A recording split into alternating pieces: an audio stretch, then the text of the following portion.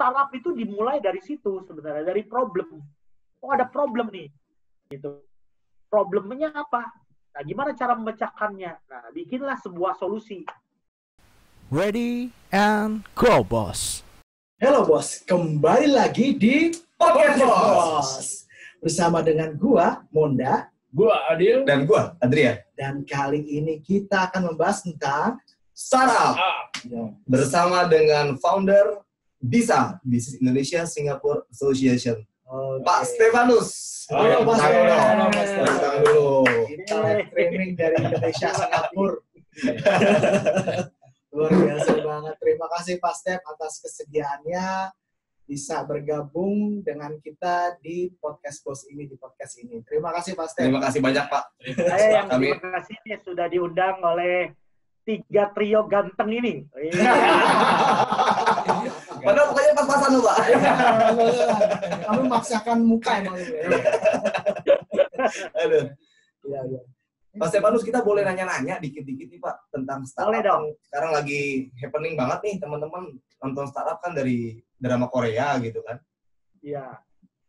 Boleh tuh Pak ya, kita nanya-nanya ya Pak ya. Mungkin Mas Adil mau nanya, Mas? Boleh banget. Oke. Oh iya Pak. Kalau saya agak terpancing ya namanya kayak startup gitu loh. Karena di dunia sekarang itu banyak orang itu berupaya. Ya, upaya ini diiringi kayak kita pengen usaha sesuatu, tetapi mulainya memang benar-benar dari nol gitu loh. Nah, kalau dari startup untuk di kondisi yang sekarang atau zaman sekarang itu apa sih Pak pengertian dari startup gitu? Ya, terima kasih nih pertanyaannya bagus sekali. Startup itu sebenarnya intinya adalah usaha rintisan. Nah, usaha rintisan. Jadi usaha yang dibuat untuk pemula gitu. Itu disebut secara teorinya ya, teorinya. Tapi secara sederhana startup ini adalah usaha di mana si founder itu atau yang menelurkan ide itu mencari solusi dari sebuah masalah. Nah, kita kan tadi kita sebelum wawancara gini kan teman-teman tadi bilang ini podcast ya, sesuatu yang saya juga baru pertama kali nih ikutan acara podcast kayak gini nih. Trio ganteng ini ngajakin podcast. Nah, itu kan sebenarnya ada satu problem kan, atau ada satu kesempatan di mana banyak orang nggak tahu nih. Terus kalian ngundang, itu juga termasuk startup. Jadi startup itu adalah sebuah usaha untuk memecahkan sebuah solusi. Nah, sekarang kan lagi pandemi begini kan. Akhirnya untuk mengisi waktu, salah satunya adalah menggunakan teknologi gitu. Itulah startup. Jadi secara sederhana startup itu adalah usaha rintisan gitu. Secara sederhana. Yang memecahkan masalah. Jadi kuncinya itu di problem sendiri ya Pak ya? Iya. Ada problem dipecahkan sama bisnisnya itu ya? Betul, betul. Kalau boleh tahu BISA itu industrinya bergerak di bidang apa sih Pak? Bisnis Bapak tuh? Bisnis saya ini sebenarnya bergerak di 2 hal. Satu adalah sebagai event organizer. Yang kedua sebagai business consultant. Business consultant. Business consultant. Jadi konsultan bisnis ya. Bahasa Indonesianya konsultan bisnis. Jadi berawal dari pengalaman diaspora Indonesia. Saya kan juga dari Indonesia dulu. Terus background-nya sebagai seorang guru. Mengajar 11 tahun di Kota Bandung, lalu Cimahi Pak ya? Dari Cimahi, saya pada kecil ya, waktu itu kita punya pengalaman pergi ke Cimahi ya, betul. Nah, akhirnya entah bagaimana gitu, singkat cerita pindah ke sini, tahun 2008 ke Singapura. Singapura dari 2008, jadi saya sudah ada di Singapura 12 tahun. Wow. Jadi waktu saya datang ke sini seperti umumnya para perantau ya, datang dari luar dari Indonesia ke luar negeri, kita ya beradaptasi, mencari pekerjaan dan sebagainya. Tapi setelah 1 atau 2 tahun dari 2008 sampai 2009 itu saya lihat ternyata banyak sekali peluang-peluang orang-orang Indonesia atau orang Singapura sendiri banyak yang tidak tahu tentang Indonesia gitu. Jadi mulailah kami sejak 2009 itu bikin acara networking setiap bulan gitu. Jadi awalnya tuh dari ngopi-ngopi lah, kumpul-kumpul para entrepreneur muda Indonesia di Singapura gitu. Kita dari kumpul-kumpul akhirnya tercipta namanya Bisa. Wow. Gitu. Jadi awalnya tuh networking dari Bisa itu. Lalu ternyata berkembang terus makin besar. Setiap bulan itu yang datang makin banyak. Wow. Akhirnya kita memutuskan mendirikan perusahaan. Jadi Bisa ini adalah sebuah perusahaan di Singapura yang resmi berdiri sejak 2012 sampai sekarang gitu. Hebat, tugas kita adalah membantu perusahaan Indonesia yang mau ekspansi keluar lewat Singapura atau juga membantu orang-orang asing yang untuk tahu tentang Indonesia gitu. Itu secara overall. Jadi kalau ditanya bisnis kita apa ya, kita dua, satu event organizer sama konsultan bisnis. Gitu. Bisnis konsultan. Luar biasa, terima kasih banget loh. Aduh, biasanya kalau ngobrol begini bayar nih, bayar. Ada bayarnya soalnya. Yang kerennya nyicil Pak, nyicil pakai aku laku Pak. Bayarnya pakai dolar. Dolar Singapura. Iya. Ngeri banget. Buat tim podcast bos ya. Free of charge. Terima kasih banyak nih, mantep banget. Ya, udah ternyata free of charge. Itu namanya startup. Itu namanya startup ya? Pasti ada. Harus menikmati apapun yang terjadi. Iya. Yang penting go on aja terus, lanjut terus ya Pak ya. Sikat. Saya bingung juga kok berhenti ya.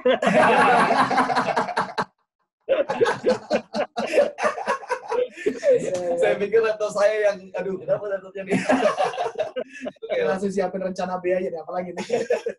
Jadi 11 tahun ngajar di Cimahi ya? Saya ngajar di Bandung. Ya, di Cimahi salah satunya. Cimahi salah satunya dulu waktu awal. Ngajar apa Pak, kalau boleh tahu Pak? Saya dulu mengajar komputer. Selama 11 tahun ngajar SD, BP, SMP, SMA, ngajar kuliah. Jauh ya. Dari guru sampai sekarang jadi entrepreneur. Hebat banget loh. Hebat banget. Tapi emang itu namanya ini, the power of kepepet. Kepepet. Tapi kok idenya Bapak kok dari Indonesia guru terus ke Singapura tuh gimana ceritanya Pak? Nah, ini ceritanya menarik. Dulu itu saya itu guru. Namanya guru, udah umur 30-an, belum punya pasangan gitu kan, jomblo gitu. Nah, waktu itu kepala sekolah saya menugaskan kepada guru-guru muda waktu itu.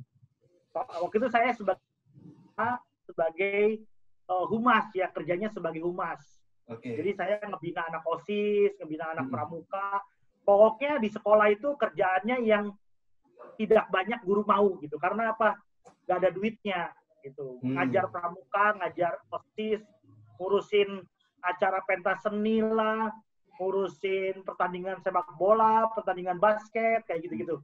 Nah, guru-guru itu kalau yang umum itu sebagai guru komputer itu kan disebutnya guru honor. Guru honor akhirnya disuruh oleh kepala sekolah untuk ngisi bagian-bagian yang guru-guru lain nggak mau gitu. Nah, tapi karena guru muda, oke lah. Nah, waktu itu saya salah satu tugasnya juga sebagai humas, ya humas. Jadi mempromosikan SMA di Kota Bandung, waktu itu di SMAK 3 Bandung, BPK Penabur, untuk dipromosikan kepada SMP-SMP se-Bandung. Nah, supaya masuk ke SMAK 3 gitu ya Pak ya? Supaya masuk SMAK 3. Salah satu tugasnya adalah sebagai humas mencari partner gitu. Nah, termasuk partner di luar negeri. Nah, waktu itu saya diminta untuk mencari partner di Singapura. Nah, cuman karena waktu itu saya nggak ngerti tentang Singapura, akhirnya carilah lewat teman-teman. Nah, ketemu dengan salah satu teman di sebuah komunitas di Kota Bandung, akhirnya jadi pacaran di situ. Oh, gitu. Oh, iya. Baru Jadi, tahu nih. Ini apa namanya, si orang ini menjadi istri saya sekarang. Waduh. Jadi kalau dia kebalik, dia orang Bandung yang sekolah di Amerika, balik ke Singapura gitu. Nah, waktu balik ke Singapura disuruh pulang ke Bandung oleh keluarganya untuk meneruskan bisnis gitu. Jadi waktu ketemu saya ini, saya seorang guru ketemu dengan seorang yang disuruh meneruskan usaha bisnis gitu. Nah, setelah kita pacaran, menikah, akhirnya diputuskan untuk pindah ke Singapura gitu. Jadi saya dulu waktu itu namanya Ikatan Suami Turut Istri. Jadi turut istri. Jadi istri gitu. Istri ya, Ikatan Suami Turut Istri. Jadi kalau orang lain pergi ke Singapura itu pengen sekolah, pengen bekerja. Kalau saya tidak. Saya turut istri. Itu ceritanya. Lalu survive-nya itu Pak di Singapura itu mengawalnya sebagai apa, terus akhirnya bisa benar-benar nongkrong sama pembisnis Singapura akhirnya bikin bisa itu gimana Pak? Itu kan ya, cerita startup banget kan ya, perjuangan banget kan. Ceritanya itu banyak dramanya. Jadi sebagai orang yang datang dari sebuah kota kecil di Bandung, terus pindah ke negara yang segini internasional ya, Singapura gitu. Nah, saya itu awalnya juga punya kesulitan. Pertama, nggak punya teman, nggak punya kemampuan bahasa, karena language barrier-nya cukup tinggi. Waktu itu kan kita sebagai guru boro-boro mikirin ngomong bahasa Inggris. Jadi, sampai sini harus belajar dulu dan sebagainya. Tapi awal muasalnya itu saya ya mau nggak mau harus belajar gitu. Ambil pendidikan lagi di sini. Saya ambil kuliah lagi. Di sini ambil 2 tahun early childhood waktu itu. Ambil sekalian juga belajar bahasa Inggris. Sekalian juga dapat networking. Nah, akhirnya lewat peristiwa itu saya mulai cari-cari part-time waktu itu. Masih bolak-baliknya Singapura, Singapura, Bandung. Nah, lalu cari part-time gitu. Mulai dari part-time kerja. Saya pikir, wah, gue umur 30-an waktu itu. Sementara di Singapura ini hidupnya keras sekali. Akhirnya kerja di beberapa kantor juga merasa bahwa bukan di situ panggilannya untuk bekerja. Akhirnya diminta untuk menjual barang-barang dari kota Bandung. Itu awalnya disuruh ngorder, nganvas, keliling gitu, jualan baju dari kota Bandung, garment, tekstil, pokoknya apapun gitu. Termasuk juga karena saya bidangnya di pendidikan, jadi saya waktu itu juga sempat bantuin travel agent. Jadi kalau ada travel dari Indonesia yang berhubungan sama pendidikan, saya handle lewat peristiwa itu gitu. Kayak study tour gitu ya Pak ya? Study tour ke luar Singapura gitu ya? Ya. Awalnya dari situ. Lama-lama saya tuh suka nongkrong gitu di beberapa tempat di Singapura. Saya ketemu dengan beberapa orang Singapura. Terus saya tanya, kamu kerjanya apa? Oh, saya kerjanya ini networking gitu. Terus dia jual beli barang dari India, dari Amerika, dari China, dibeli dari Singapura, dijual ke Indonesia, atau dari Indonesia pergi. Di Singapura tuh banyak negara hub gitu. Nah, lewat itu saya lihat banyak yang tidak tahu tentang Indonesia gitu. Akhirnya saya dengan beberapa kawan itu yaitu bikin acara kumpul setiap bulan gitu. Nanti bulan ini di toko kopi Adrian, bulan depan di toko kopinya Mas Adil, bulan depannya di toko kopinya Mas Daimonda. Tapi tiap bulan itu topiknya beda-beda. Bulan ini Bandung, business opportunity. Bulan depan Manado, business opportunity. Bulan depannya lagi Surabaya, business opportunity. Jadi regular. Jadi kita bikin bisa 1, bisa 2, bisa 3. Lama-lama tadinya cuman sekitar 3 sampai 10 orang yang datang. Lama-lama yang datang itu jadi 50, kadang 100 orang gitu. Akhirnya kita ganti bahasanya. Tadinya bahasa Indonesia, kita ganti pakai bahasa Inggris. Akhirnya lama-lama apa yang saya dapat waktu di SMA dulu, connecting the dot, saya ganti di Singapura. Itu ceritanya sampai sekarang. Itu. Keren banget. Ternyata kita cuma ngeliat manisnya aja yang sekarang nih ya. Iya. Tapi usahanya gila. Iya ya. Dari kecil jadi banyak ya. Betul. Lama-lama jadi banyak.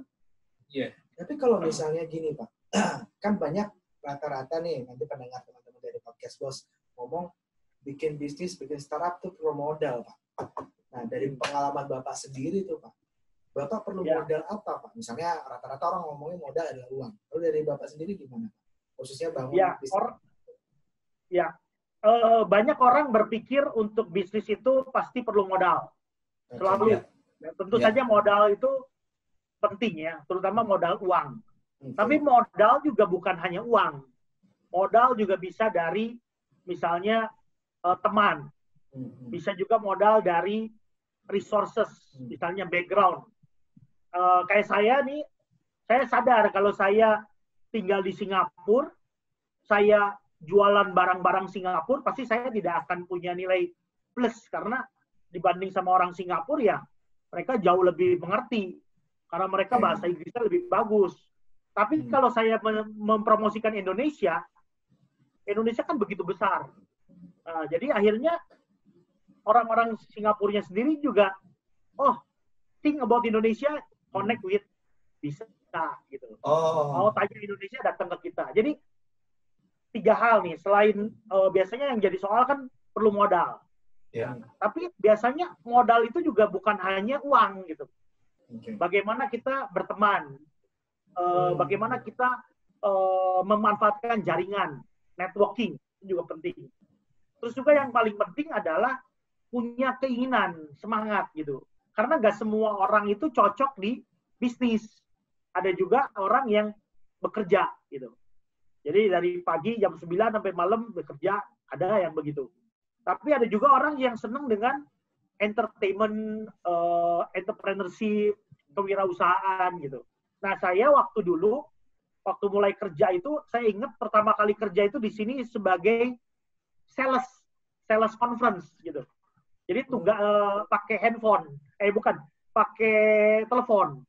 Jadi tugas saya dulu sebagai sales itu pagi harus telepon ke sekitar 100 pengusaha dari berbagai negara di Asia gitu.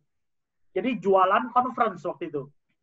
Jadi itu yang melatih kita yang punya mental untuk tahan banting lah. Karena jadi sales kan di reject, ditolak, di mana banyak di PHP orang gitu. Kalau bahasa anak muda. Oke. Pak, mau nanya Pak, kalau startup itu sebenarnya penting nggak sih Pak buat hidup ini? Kenapa kok sekarang banyak startup itu? Tentu saja, sebagai sebuah bangsa yang dimana Indonesia mempunyai 270 juta orang ya saat ini ya, bahkan penduduknya itu paling termasuk yang cukup banyak anak muda. Karena menurut survei ada sekitar 135 juta populasi anak muda Indonesia gitu. Jadi bayangkan di Indonesia ini negara yang ada sekitar 60 juta lebih sektor UKM, yaitu usaha kecil menengah, mikro UMKM gitu. Jadi itulah startup gitu. Mulai dari yang seperti itu, usaha-usaha kecil-kecil. Karena terjadinya ekonomi krisis seperti sekarang ini, di mana-mana resesi, kalau si UKM ini, bayangkan kalau misalnya kayak kalian nih, kalian sebagai startup gitu mempekerjakan 4 orang aja satu startup. Kalau ada sekitar 60 juta UMKM atau startup punya 4 orang, berarti kan bisa ratusan juta nih orang bisa bekerja gitu. Benar nggak? Bayangkan kalau nggak ada startup atau usaha-usaha kecil begini, Indonesia mengandalkan apa gitu? Nah, itu yang pertama, pentingnya startup. Yang kedua, pertama kan tadi untuk daya tahan bangsa ya. Yang kedua adalah orang-orang Indonesia ini terkenal dengan kreatif gitu. Nah, startup ini juga identik dengan kreativitas gitu. Karena kalau kita sebagai orang yang hanya ngandelin bekerja, nah tentu saja negara tidak akan sehat gitu. Nah, startup ini sekarang Indonesia sudah punya sekitar 4 startup kan yang sekarang udah jadi unicorn. Jadi itu tahapannya mulai dari startup, nanti mulai dapat pendanaan early stage, lalu nanti ada pendanaan seri A, seri B, seri C, dan sebagainya, sampai dia udah gede, akhirnya jadi unicorn. Dan akhirnya memecahkan atau memberikan kontribusi yang sangat luar biasa gitu bagi negara gitu. Itu jadi penting sekali kalau negara nggak punya startup, Indonesia tuh masih kurang entrepreneurship-nya gitu dibanding negara-negara lain. Saya bandingkan sama Singapura lah, di mana saya tinggal ya saat ini. Singapura ini negara hanya 5 juta orang penduduknya. Jadi setengahnya ini orang asing, setengahnya. Sementara orang Indonesia di sini ada 200.000. Tapi problemnya adalah orang Indonesia yang datang ke sini 70% itu tenaga kerja kasar. Jadi domestic worker gitu. Pekerja migran yang penata laksana rumah tangga gitu. Jadi domestic worker atau helper lah, membantu banyak majikan di sini. Nah, sementara sisanya itu profesional, sisanya itu adalah entrepreneur, sisanya ya ibu rumah tangga atau pelajar dan sebagainya. Bayangkan kalau misalnya Singapura ini mengandalkan resources, mereka kurang. Negara kecil, penduduknya juga sedikit, nggak punya tanah yang besar, tapi mereka bisa survive gitu. Kenapa? Karena mereka mengandalkan human capital. Nah, jadi kalau Indonesia dengan dianugerahi begitu banyak ya, ada gunung, ada laut, ada ini segala macam, kalau kita bisa ningkatin startup-nya, bisa kreatif, itu bisa memecahkan banyak masalah gitu. Itu pentingnya. Karena di mana banyak masalah itu pasti diperlukan startup. Nah, seperti kita kan kayak gini kan? Iya. Bener nggak? Ini podcast kan saya nggak tahu nih. Jadi saya belajar sesuatu yang baru nih. Wah, bagaimana kita mengisi waktu pandemi gini, pulang kerja, kita bisa bikin sesuatu yang bisa nanti mendatangkan solusi buat yang lain gitu.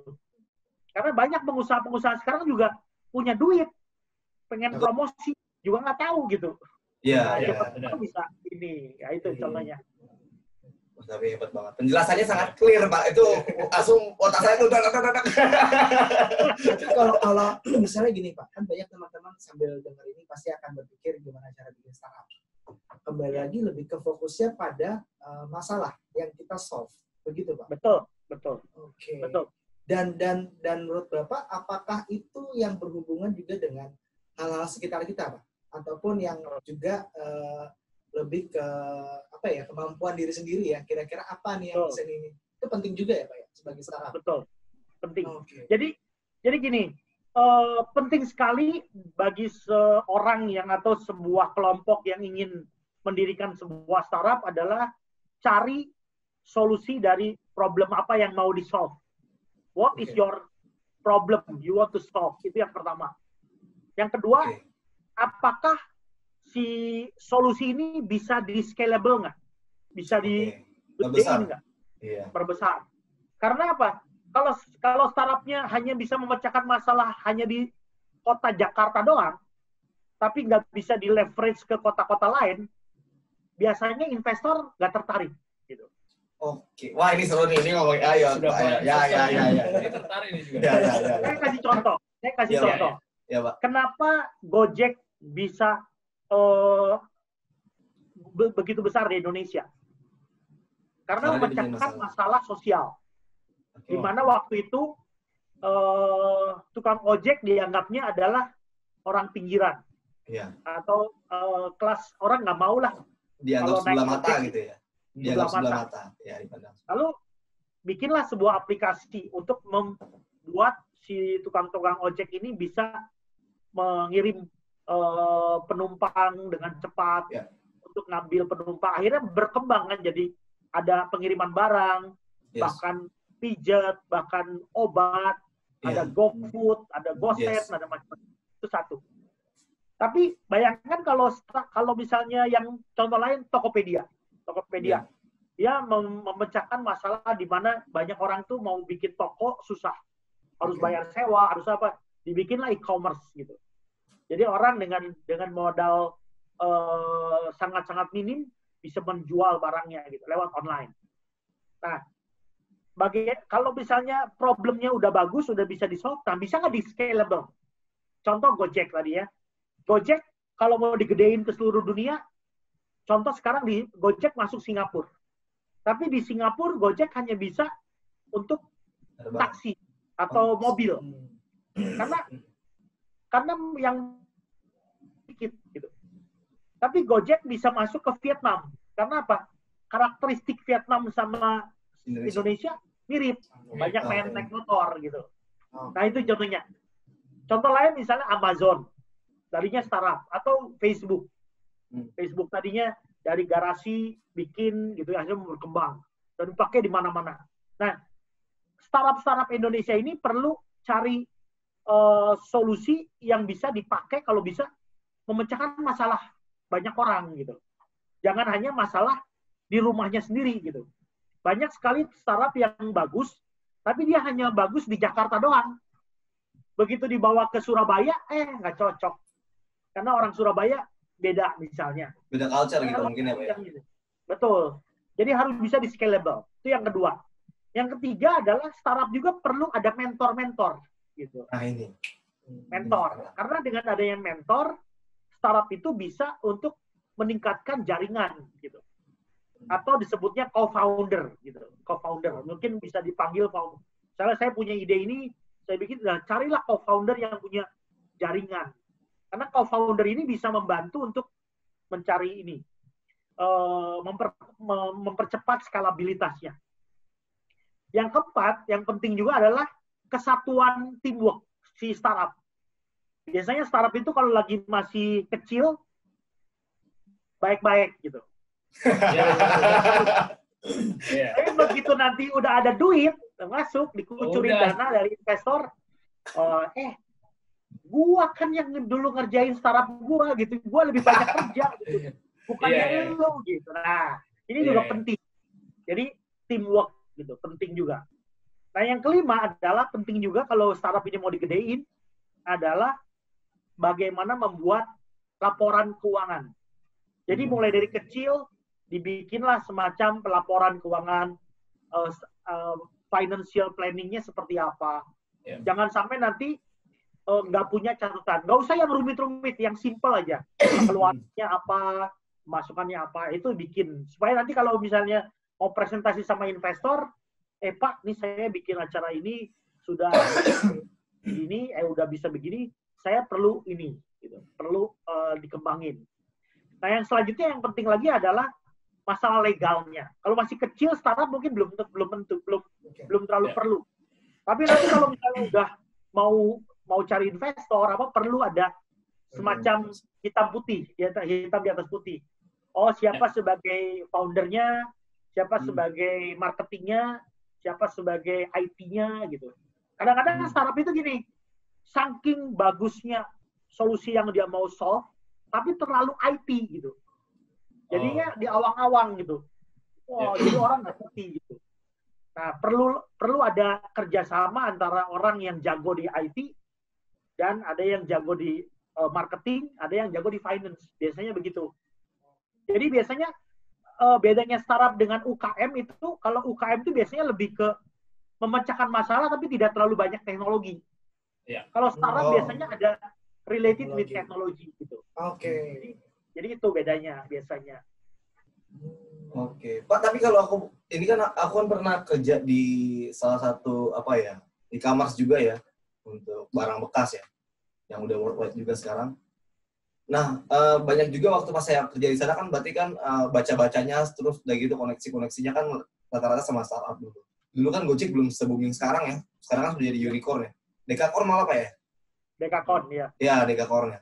Nah, ini kalau saya apa namanya yang saya tahu gitu loh. Kan mereka bilang ini Gojek belum juga ada untungnya gitu loh. Jadi mereka masih bakar uang gitu kan. Ada yang bilang seperti itu, Pak. Nah, terus pertanyaan saya sebenarnya kalau saya nih misalnya membangun sebuah bisnis pasti kan inginnya caranya keuntungan gitu loh. Kok mereka mau nyari investor juga mau taruh uangnya dan dibakar uangnya gitu loh, Pak. Pertanyaan saya, mereka nyarinya apa, Pak? Ya, gitu. Itu pertanyaan bagus sekali gitu. Karena investor itu biasanya melihat future. Oke. Jadi kayak sekarang pandemi ini. Nah, di belakangnya itu udah mulai muncul investor-investor yang invest ke perusahaan-perusahaan nih, misalnya startup-startup yang berhubungan sama medical, telemedicine, atau yang berhubungan sama pokoknya yang in the future bakal gede. Contohnya misalnya masalah healthcare. Orang akan lebih cari makanan-makanan sehat. Atau misalnya berhubungan sama asuransi, insurtech ya, insurance teknologi. Kalau yang dulu itu yang masalah ngebakar-bakar gitu, ya karena apa? Ujung-ujungnya adalah data. Ujung-ujungnya ada data. Karena dia itu waktu si Gojek misalnya, oke, nawarin murah meriah gitu, supaya orang itu dapat engagement ke si Gojek itu. Jadi makanya dia bakar duit. Nggak masuk akal gitu. Karena apa? Jadi murah sekali gitu. Karena apa? Dia perusahaan teknologi gitu. Dia nggak punya armada motor, nggak punya spare part, nggak punya apa, tapi dia teknologi gitu. Jadi ya dia bakar duit dari situ. Nah, investor akan lihat in the future-nya itu akan seperti apa gitu. Nah, makanya kadang-kadang memang tidak nyambung gitu. Kan waktu itu ingat nggak? Waktu awal-awal Gojek lagi mulai di demo gitu kan? Kelompok ini. Karena apa? Itu kan melawan dari tradisional bisnis gitu. Yes, betul. Harga bensin berapa ini kok nggak? Sementara ini bisa harga murah banget gitu. Karena apa? Karena mereka jualan teknologi gitu. Dan di belakangnya adalah big data gitu. Jadi misalnya gini, kalau si investor tahu bahwa di Jakarta ini ada berapa juta orang pengguna. Terus Mas Adil sama Mas Daimonda sama Mas Adrian tahu nih jam 9 pagi pasti nongkrong di mana. Nanti berangkat pergi naik motor kemana. Dari situ balik lagi sorenya kemana. Sudah punya pattern-nya. Bayangin kalau 7 jutaan orang, nah si investor tahu, ya pasti dia akan mau bakar duit di situ. Karena nanti data itu yang akan dia pakai untuk bisnis-bisnis lain, misalnya. Bisnis lain, oke. Contohnya misalnya kayak Facebook. Sekarang Facebook, saya klik-klik apa, misalnya cari baju, misalnya tadi ya baju renang gitu, saya cek. Nanti minggu depan saya mau buka Facebook lagi, tiba-tiba muncul nih. Udah muncul, ya. Nah, udah ngikutin aja tuh ya? Iya, karena apa? Karena ujung-ujungnya kita ini adalah di belakangnya itu adalah big data gitu. Teknologi itu adalah big data. Jadi kita startup juga itu digunakan oleh para investor untuk mencari data sebenarnya. Karena in the future data itu yang paling mahal gitu. In the future. Jadi makanya berperang gitu. Di seluruh dunia itu perang masalah berebut dengan data ini. Data ini adalah the golden mine. Gitu. Jadi akan ngegantiin oil lah, atau minyak lah. In the future itu data gitu. Jadi bisa dibilang juga kalau Google itu lebih tahu diri kita dibanding diri kita sendiri, Pak. Exactly. Exactly. In the future itu dokter kurang lebih pinter daripada artificial intelligence. Kita mau nanya sama AI gitu. Iya. Wah, gila. Gimana Mas Adil? Seru kan? Seru banget. Seru ya. Saya lihat mukanya serius banget. Biasanya dia paling banyak ngomong nih. Sekarang dia banyak. Ini apa nih yang baru nih? Benar, mumpung nih. Praktisi. Tapi benar, otak gue misalnya ada 1 tera gitu. Kalau nambah lagi 10. Buat isi ini ya. Benar. Keren. Karena praktisi. Sama bisnis konsultan langsung. Iya. Wah. Jadi nggak main-main. Nanti abis ini transfer ya. Iya, itu. Dolar Singapura. Dolar Singapura. Singapura. Aduh. Iya. Tapi Pak, kalau kita lihat Pak, Indonesia ini sebenarnya untuk startup-nya sendiri, menurut Bapak itu, kan Bapak kan udah banyak nih. Dari kemarin kan, kalau nggak salah Bapak kan ngadain setiap tahunnya Pak ya, acara startup ya Pak. Itu Indonesia acaranya kan kayak, kalau menurut kata-kata saya itu kayak campingnya startup gitu loh. 4 hari digodok bareng-bareng gitu kan. Nah itu Pak sebenarnya kalau dari Bapak lihat nih, beberapa tahun belakangan, itu startup Indonesia sebenarnya udah mampu untuk, kalau saya bilang sih apa ya, nonjok gitu kalau saya tembus market luar nggak sih Pak? Dari pengalaman Bapak itu? Kalau saya lihat startup Indonesia ini sekarang udah mulai berani lah ya untuk istilahnya unjuk gigi keluar gitu. Kalau dulu itu masih terlalu egosentris daerah gitu. Gue udah gede nih di Jakarta nih. Nah, terus nanti yang Bandung, gue udah gede di Bandung. Nanti yang Surabaya, gue udah gede di Surabaya. Jadi lebih ke lokal. Tapi dia nggak mau terlalu keluar. Kalau sekarang dengan perkembangan teknologi yang luar biasa, dituntut dengan apa ya, startup itu udah mulai berani keluar. Nah, tadi yang sempat Mas Adrian tanyakan gitu. Setiap tahun tuh kami bikin acara Indonesia Startup Insight di Singapura. Jadi sejak tahun 2015. Jadi mereka datang dari Jakarta, Surabaya, Bandung, Medan. Mereka datang ke Singapura, kita undang para investor di Singapura untuk dengerin mereka langsung. Dan itu menarik gitu. Ternyata dalam pengalaman kami dari 2015, problem-problem atau solving problem dari startup Indonesia bagus-bagus. Tapi begitu suruh maju ke depan, ngomong di depan panggung gitu, grogi gitu, nggak percaya diri. Gitu. Kurang percaya diri kadang-kadang. Apalagi bahasa Inggrisnya kadang-kadang juga, ya seperti saya lah, bahasa Inggris Sundanese English gitu kan. Jadi katanya. Ya itu, Sundanese English gitu.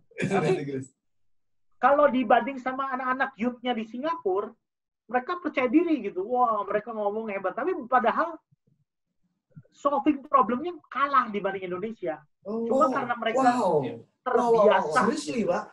Iya, terbiasa dengan apa namanya, dengan ya mother tongue-nya ya. Jadi mereka udah biasa gitu. Sementara Indonesia yang begitu kreatif, tapi untuk sampai ke sini kurang. Nah, akhirnya yang terjadi ya startup Indonesia itu lebih banyak harus istilahnya harus diiming-iming. Kamu ikut acara ini dapat hadiah nih.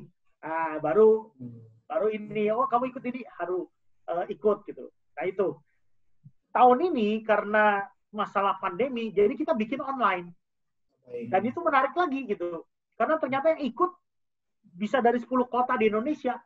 Wow. Dan speaker-speakernya bisa dari berbagai benua gitu. Ada yang dari Israel, ada yang dari China, ada yang dari Hong Kong, ada yang dari Afrika. Karena online gitu. Itu dengan ada yang online. Jadi sekarang tuh dunia benar-benar berubah. Derajat gitu. Kalau dulu acara kita gini kan, saya harus ke Jakarta dulu nih. Yuk ketemu di Mangga Besar. Wah, ketemu malam-malam kudu naik motor gitu. Iya betul. Waktu itu pernah ketemu pasti. Iya. Di Mangga Besar benar. Iya.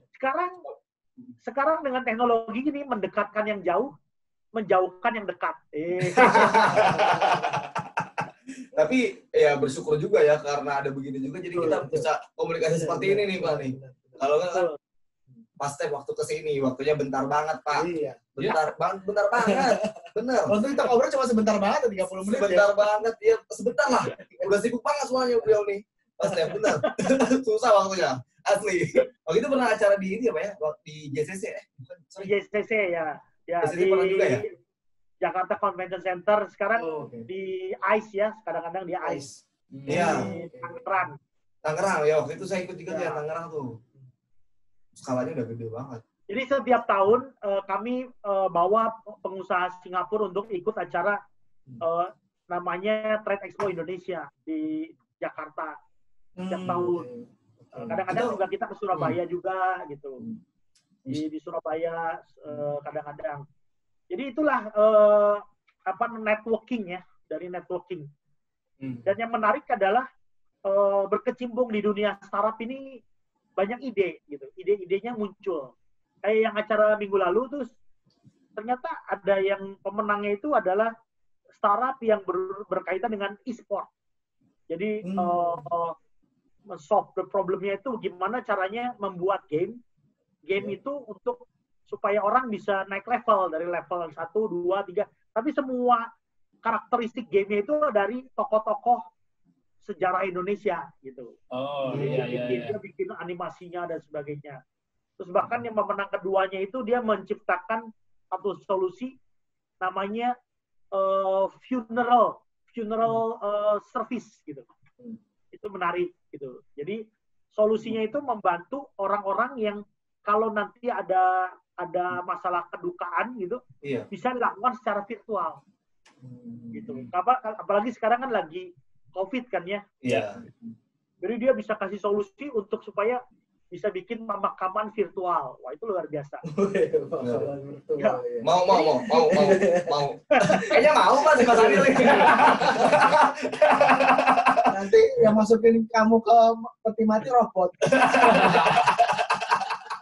Ya tinggal nonton doang ya. Iya. Sambil tiduran. Yang ketiga apa tuh Pak? Yang ketiga pemenangnya siapa Pak? Yang ketiga itu perusahaan ini solving the problem untuk logistik. Ya, karena logistik di Indonesia itu killing full. Ya, betul. Bayangin, ngirim barang dari Jakarta ke Surabaya lebih mahal daripada dari Jakarta ke Singapura. Padahal kan sebenarnya Surabaya kan masih negara Indonesia. Harusnya kan logistik lebih murah. Gitu. Tapi kenapa lebih mahal? Gitu. Kemarin aku juga kepikiran, wah ini semua orang main online nih. Kita jangan buat online juga, buatnya logistiknya ya. Iya benar. Betul. Berarti kalau bisa dibilang Indonesia itu sebenarnya kreatif ya, Pak? Banyak yang kreatif ya, sangat kreatif ya. Cuma kalau memang misalnya apa yang mungkin harus di pesan-pesan dari Bapak nih untuk orang-orang Indonesia, apalagi anak muda, terus dan penonton podcast Bos gitu ya. Kira-kira apa tuh Pak pesan Bapak untuk kita semua? Ya, kalau menurut saya sih pesannya simple ya. Cari masalah yang ada, cari solusi yang bisa kita solve dulu di dekat-dekat kita. Sekarang contoh misalnya, pemenang startup yang 2 tahun lalu, itu dia menciptakan solusi namanya platform namanya untuk membantu orang-orang yang stres. Jadi orang-orang yang stres itu bisa beli paket, nanti ada psikolog beneran yang akan dengerin dia ngomong. Jadi dia bikin platform, di mana platform itu banyak psikolog yang nyari kerja. Daripada dia nyari kerja, dia bikin platform, dan di sisi lain banyak orang yang stres. Jadi dia platform menemukan gitu. Akhirnya dia menjadi pemenang 2018. Dan tahun ini saya tahu mereka platformnya itu menjadi pemenang di acara Google Startup Awards gitu. Wah, itu contoh. Jadi Indonesia kan begini banyak masalah, benar nggak? Ya. Mulai dari masalah buta huruf, masalah pendidikan, masalah startup itu udah bisa solve the problem sebenarnya. Jadi bikin dulu itu satu. Nah, masalah kedua nanti bagaimana digedein, di scalable. Nah, itu juga harus dipikirin nanti itu stage kedua. Gitu. Saya kasih contoh, pernah dengar Alibaba kan? Ya, Jack Ma. Saya pasti pernah kan? Ya. Ini si Jack Ma ini, dia bikin Alibaba ini, mereknya bukan merek China, tapi mereknya ngambil dari Arabik, Alibaba. Terus dia waktu itu melihat problem di China, banyak barang-barang dari China yang nggak bisa dijual keluar. Dan di sisi lain dari luar pun nggak tahu tentang China. Jadi dia bikinlah Alibaba. Jadi dia bikin Alibaba, dia membantu barang-barang China bisa kirim ke luar negeri, dan orang luar negeri bisa jualan barang ke China. Gitu. Akhirnya, tapi yang menarik adalah si Jack Ma ini bikin namanya itu bukan nama China, tapi nama Arab. Artinya apa? Dia itu berpikir global gitu. Dia bisa men-solve the problem bagi negara China, tapi untuk seluruh dunia gitu. Nah, startup Indonesia harus juga punya mindset ke sana. Gitu. Jadi jangan hanya namanya misalnya yang terlalu gampang di orang Indonesia dengar gitu. Tapi kalau dijual keluar, orang tuh susah ngomongnya gitu. Contoh misalnya sekarang yang bagus misalnya startup kayak misalnya Uber. Kan gampang orang dengar Uber. Atau orang dengar misalnya Grab. Nah, gampang gitu kan dengar. Jadi carilah sebuah nama yang eye-catching yang bisa gampang gitu. Jangan namanya terlalu susah, jadi orang susah gede gitu. Karena itu berkaitan dengan branding nantinya. Gitu, itu next step-nya gitu, branding juga. Wow, luar biasa banget ya. Udah lama nggak ngomong begini nih jadinya nih kalau aduh. Ada terdiam mulu deh tadi. Tapi enggak. Kamu nanya loh. Enggak, tapi dari situ semua gue ada beberapa yang pertanyaan yang gue masih ada di benak. Nah. Boleh nggak tanya nih Pak Sep? Boleh dong. Nah, tadi sempat disinggung kan, kalau di Indonesia memang ada problemnya, ada pendidikan, entah dia bisa baca atau enggak, dan sebagainya lah. Nah, sekarang ini status di Indonesia ini, kalau sudah pandemi, mereka akan lebih down, terpuruk. Gitu loh. Ya. Nah, otomatis dengan seperti ini, kira-kira, kalau dari, saya tahu ini, ada tipe orang, yang dimana itu ada yang mau, ya, tapi tak mampu. Tapi ada yang mampu, tapi juga dia mau. Ya, ada juga yang tipe-tipe yang lain. Nah, aku pengen tahu apakah dengan startup ini yang kita akan mulai dan semuanya ya, khususnya di Indonesia pengen mulai, kira-kira ada nggak gambaran berapa persen antara nilai nominal atau uang yang mereka pakai dengan kemampuan. Nah, kadang-kadang orang itu akan berpikir gini, uang lebih cenderung lebih banyak daripada kemampuan. Nah ini, kan kalau contohnya saya nih, sama Adrian dan juga sama Monda, kita itu bukan menggali dari nominal, tapi kan menggalinya dari potensi atau kemampuan. Monda bisa, editing, terus IT dan sebagainya. Si Adrian bisa marketing, finance juga bisa. Nah, kalau saya nyumbang ide dan gagasan yang mungkin bisa aspeknya lebih luas. Nah, kita satukan. Nah, kira-kira dari Pak Step sendiri, berapa persen kita butuh yang katakanlah nominal atau uang tadi, dan berapa persen untuk kemampuan, sehingga kita bisa membuka wawasan kita. Kira-kira berapa persen, Pak, gambarannya? Ya, kalau saya lihat sih, 90% dari keberhasilan sebuah startup itu adalah dari people, dari orangnya, bukan dari istilahnya duit, capital. Capital penting. Capital bukan nggak penting, tapi behind of the successful team itu tetap orang gitu. The teamwork-nya itu penting. Yang kedua adalah bagaimana caranya 3an ini atau dari si tim itu untuk bisa saling mengisi gitu. Karena kalau startup itu nggak bisa juga, gue cuma marketing nih, gue nggak mau ngerjain IT. Yang IT bilang, gue cuma ngerjain editing, nggak mau marketing. By the end of the day, namanya startup itu semuanya harus bisa dikerjain. Gitu, dari awal gitu. Kami juga waktu dulu ngebangun bisa dari awal, mulai dari ngangkut koper sampai bawa proyektor. Dulu nggak seperti sekarang bisa ngomong kayak begini. Oh dulu tuh kita mau bikin acara itu kita harus bawa proyektor sendiri, terus harus bawa itu pendiri bisa itu ada 3 orang waktu itu. Saya dan 2 orang. Mungkin dulu pernah kenal ya 2 orang cewek juga. Jadi ibu-ibu itu yang bawa-bawa awal-awal tuh dari mulai semangat entrepreneurship. Jadi yang ketiga yang penting lagi adalah segala sesuatu itu jangan dinilai dari uang. Uang memang penting gitu, tapi uang memang perlu. Cuman nggak semua harus dari uang gitu. Semua perlu uang, tapi tidak semua itu dinilai dengan uang. Yang penting adalah contoh, startup yang berhasil adalah yang bisa solve the problem dan mengangkat solusi orang. Contohnya yang tadi itu, Gojek. Bagaimana memecahkan masalah yang dihadapi di Indonesia, yaitu pengangguran begitu banyak. Orang hanya punya motor untuk menghidupi keluarganya. Nah, waktu itu ingat nggak? bagaimana teknologi membantu si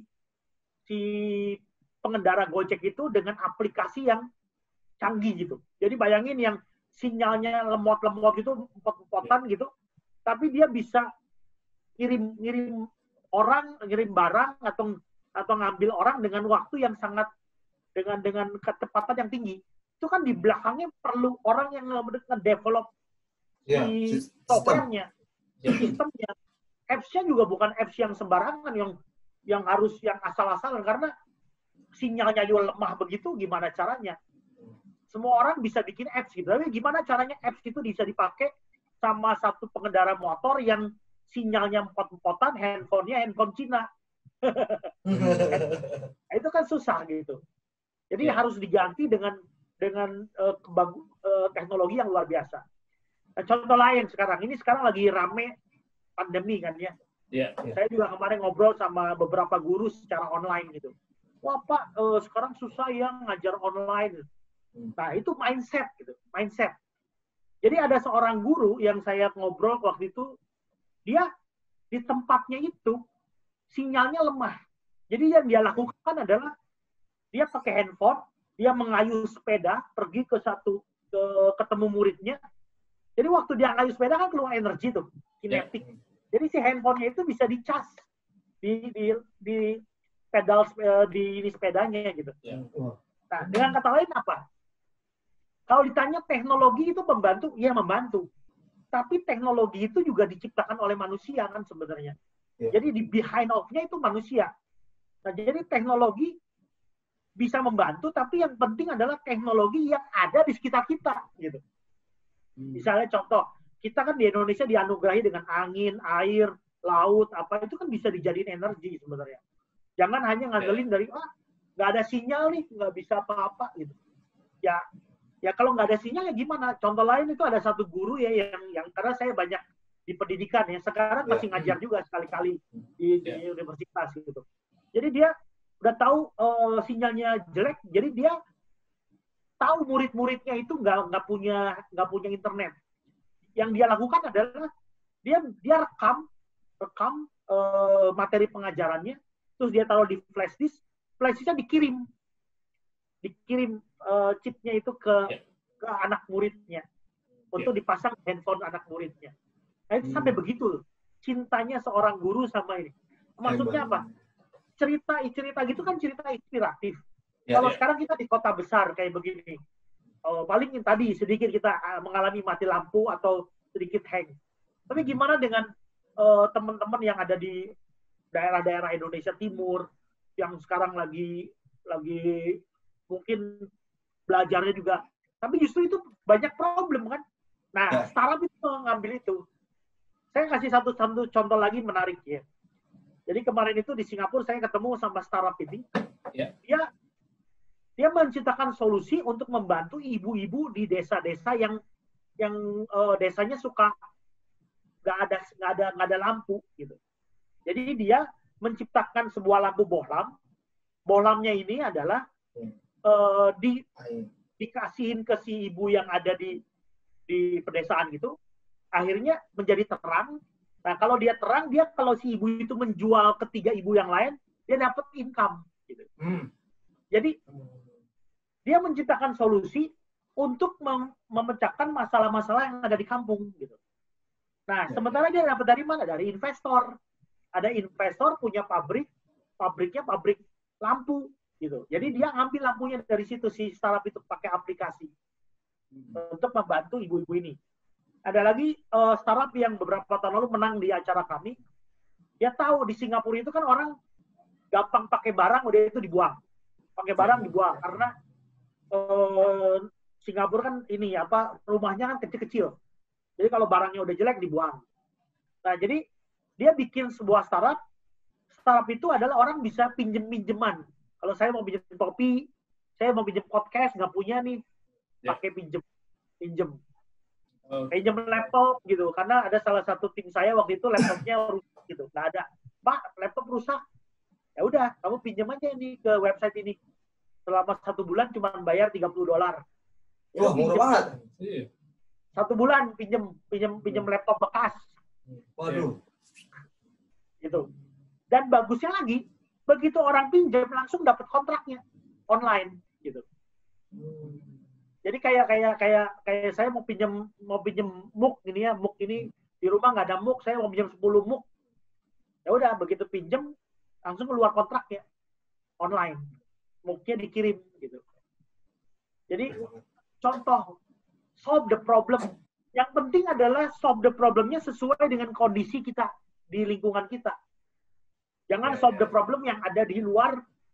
Atau juga yang namanya ATM. Pernah dengar nggak ATM? Kalau amati tiru modifikasi. Nah, ATM itu adalah amati tiru modifikasi. Lihat apa yang terjadi di dunia saat ini. Nah, cari problem yang ada di daerah kita nih. Kita pecahkan masalahnya. Itu. Jadi kalau dulu orang bilangnya think globally, act locally ya. Yes. Kalau sekarang itu harus dibalik. Oh. Think Globally. locally, act globally. Gitu. Jadi jangan hanya berpikir dari luar bawah ke sini, tapi gimana caranya kita berpikirnya tinggi, tapi juga bisa memecahkan masalah yang ada di sekitar kita. Karena kalau startup itu tidak memecahkan masalah, ya siapa yang mau pakai gitu? Gak ada yang mau pakai gitu. Startup itu. Dan yang paling penting lagi adalah founder itu mesti solid ya. Dan harus punya visi ke depan. Ya, kalau visinya cuman ya saya akan memecahkan masalah di desa saya, ya udah. Jadi startup itu hanya untuk desa itu. Tapi kalau startup itu visinya untuk kemanusiaan gitu. Ya tadi bilangnya memecahkan masalah kemanusiaan itu bakal gede gitu. Apalagi sekarang gitu masa pandemi begini. Banyak sekali yang bisa diekspor. Misalnya kayak sekarang nih. Misalnya gimana caranya anak-anak muda itu bisa belajar tanpa harus meninggalkan ruangan gitu. Atau banyak anak-anak muda yang dibully gitu. Ini baru-baru ini kan banyak nih anak SMP, SMA yang gara-gara dibully akhirnya jadi dia mengakhiri hidupnya atau apa gitu. Nah, startup bisa ngelihat nih ada solusi nih. Ada problem nih. Yuk kita bikin sesuatu. Atau misalnya UKM. Banyak UKM yang punya produk tapi nggak tahu gimana jualnya. Yes. Iya. Ya. Nah, startup bisa masuk tuh. Contoh. Kayak yang kemarin kita ngobrol ya, UMKM jadi pas kemarin habis meeting sama radio ya Pak ya? Sama radio ya Pak? Diundang radio. Radio. Bilang, UMKM di Indonesia udah berdarah nih kan. Mungkin kalau dari sini kita bisa jadi ini ya Pak ya? Mungkin ada teman-teman dari podcast Bos, pendengar podcast Bos, ya, mungkin bisa yang punya produk, mungkin kita bisa bantu untuk mungkin expand ke Singapura mungkin ya Pak ya? Betul. Kalau memang mungkin syarat-syaratnya sudah terpenuhi ya sama mereka ya Pak ya? Betul. Gitu. Kamu ada pertanyaan nggak? Sebenarnya banyak bro. tapi saya ambil intinya aja. Karena gini, pengembangan untuk di Indonesia sebenarnya gini loh. Kita kan mendengar kata-kata founder ini dari Pak Step sendiri. Ya. Padahal di Indonesia itu founder itu banyak. Sekarang masa pandemik aja, pemerintah udah ngupayain gimana caranya. Mereka bisa di rumah, tapi tetap mendapatkan informasi dan sebagainya. Belajar di rumah dan sebagainya. Benar. Berarti kan persaingan yang kita bilang founder itu banyak. Tetapi mereka hanya menyelesaikan di dalam internal mereka sendiri. Di dalam negeri, lokal.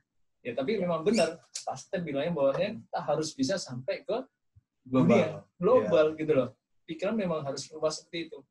Nah, kalau bagi yang aku bisa simpulin, bahwasanya kita boleh Pak, kita dipakai sebagai niat untuk mendapatkan sesuatu hal yang pelaku global.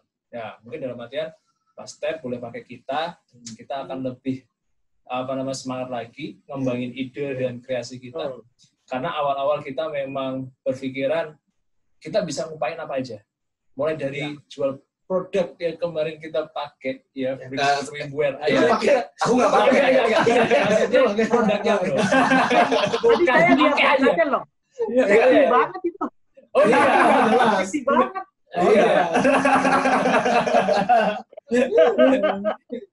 Iya benar. Dari sekarang ini pandemik malah kita lebih banyak berkreasi Pak Step. Benar. Kemarin upaya untuk seperti ini, otomatis bisa kita harapannya, memang bukan hanya cuma ini aja. Karena kita sekarang ini lagi mendobrak yang namanya semua orang yang lagi masalah putus asa atau lagi down, kita ajak bareng-bareng. Gitu loh. Ya. Kita pengen kenalin semuanya. Sekarang kan banyak teknologi yang mereka bisa share lewat Google, tapi mereka bisa share lewat YouTube. Mereka tahu, tetapi mereka nggak mendapatkan sesuatu hal yang lebih konkret dari itu. Ya. Kita mau arahnya ke sana. Nah, Ya. makanya kita mau lebih care lagi nanti menggabungin dari semuanya akan lebih nyata lagi, kita buat lebih kemas lagi. Makanya podcast ini bukan hanya berhenti di sini nanti Pak Step. Ya, Betul. kita akan share lagi, kita akan care lagi, dan kita akan selalu update ke Pak Step kok. Tenang aja. Ya, bukan gitu loh, bro. Iya, sebenarnya kalau saya sendiri sih kemarin punya sedikit apa ya? Wah, sini nggak muncul ya? Halo? Ya. Punya sedikit gimana gitu, karena saya dengar dari pasangan saya, dia bilang, kamu udah pernah nonton startup belum? Dia bilang begitu. Jadi orang-orang itu jadi happening banget Pak di Netflix itu film startup gitu loh ya. Jadi orang-orang pikir wah ini startup, dan saya langsung cari datanya Pak. Saya cari data dari Google Trends di Indonesia startup gitu kemarin dari Netflix itu Pak. Itu langsung search-nya langsung teng gitu Pak. Grafik Pak langsung tinggi banget. Yeah. Jadi kalau menurut saya pribadi, makanya saya kemarin mikir sempat kita diskusi juga bertiga. Ini sayang kalau memang misalnya orang hanya nonton aja. Ya. Gitu. Sayang sekali karena memang startup itu sangat bagus, apalagi kita punya kenalan yang sangat baik dari Pak Stef ya kan. Makanya karena saya lihat problemnya di situ, makanya kita lihat gimana caranya kita bisa sama-sama bantu teman-teman kenalin apa itu startup lebih jelas. Betul. Lebih begitu. Jadi kalau memang misalnya dia ngelihat ada problem di sekeliling dia, contohnya adalah gue nonton Korea mulu gitu misalnya. Apa nih problemnya? Gimana solusinya gitu. Makanya kita kemarin ngeliat itu dan ini sekalian aja nih kita jadi solusi. Betul. Dan biasanya Saya sih kadang lihat kalau gini ya. Mungkin Gimana Pak? saya nambahin sedikit tadi yang Mas Adrian sama Mas Adil ya. Mulailah dari what you like. Jadi apa yang kalian suka dulu, itu yang pertama. Karena gini, startup itu juga berkaitan dengan semangat ya, passion. Kalau kalian memang suka dengan melakukan hal yang seperti ini, itu bisa lama gitu, bisa long lasting, Long term. Long term. Tapi kalau misalnya kalian udah nggak suka dengan yang kalian kerjakan ya, bagaimanapun hebatnya si founder gimana nggak akan gede. Tapi kayak saya gini. Saya cita-citanya datang ke luar negeri ini, cita-citanya simple. Saya mau punya usaha, di mana usaha saya itu nggak perlu kerja dari jam 9 pagi sampai jam 5 sore. Gitu. Itu simpelnya awalnya. Karena apa? Karena teman-teman saya semua itu kan kerjanya dari jam 9 pagi sampai jam 5 sore. Gitu. Sementara saya dulu di Bandung sudah punya ritme dari jam 6 pagi sampai jam 1 siang gitu kerja. Dan itu menurut saya udah cukup gitu. Ini waktunya saya untuk cari sesuatu. Jadi saya suka gitu. Itu yang pertama. Yang kedua juga jangan lihat tetangga, rumput tetangga terus. Karena rumput tetangga masih bagus semua. Iya benar. Kenapa ya sih ini? Jangan banding-bandingkan gitu. Karena kalau kita banding-bandingkan, akhirnya kita jadi merasa, gue belum apa-apa ya gitu. Jangan gitu. Jadi minder style itu jangan kalau startup. You can do it, lakukan. Apalagi kayak dunia podcast begini. Mungkin sesuatu yang baru, yang belum terlalu banyak yang jalanin. Dan ini kan bisa dikembangin gitu untuk membantu UKM, membantu orang-orang. Nah yang ketiga aja, dengan adanya pandemi begini, ini ada moral story-nya gitu. Bahwa pandemi ini tidak mengenal suku, agama, ras, semua negara kena. Justru inilah podcast gini yang bisa connect dengan berbagai negara gitu. Termasuk juga dengan teman-teman Indonesia yang tinggal di luar. Kalian yang tinggal di Jakarta, saya pandemi tapi masih bisa keluyuran ke mana-mana di Indonesia. Coba kalau kita yang di Singapura atau yang di Hong Kong, yang di Amerika, ini kita semuanya udah susah untuk pulang ke Indonesia gitu. Nah, ini bisa kalian manfaatin koneksinya. Karena saya punya network di Hong Kong, saya punya network di Manila, saya punya network di mana-mana. Ya. Gitu. Jadi itu tinggal sekarang dengan adanya internet gampang gitu. Saya bisa kasih, oke ini saya punya 30 orang Indonesia yang tinggal di 30 negara, silahkan diwawancara. Gitu. Nanti mereka bisa ini, kita bisa dapat misalnya iklan atau apa. Misalnya gitu. Seru. Nih saya kontrak gitu, 30.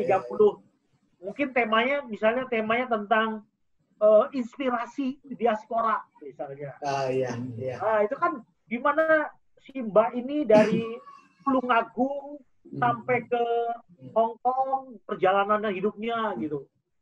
Nah, ada satu teman kami ya di Singapura ini pekerja migran, dia dari Tulungagung sampai ke Singapura, anaknya udah jadi sarjana, bahkan dapat beasiswa ke Amerika.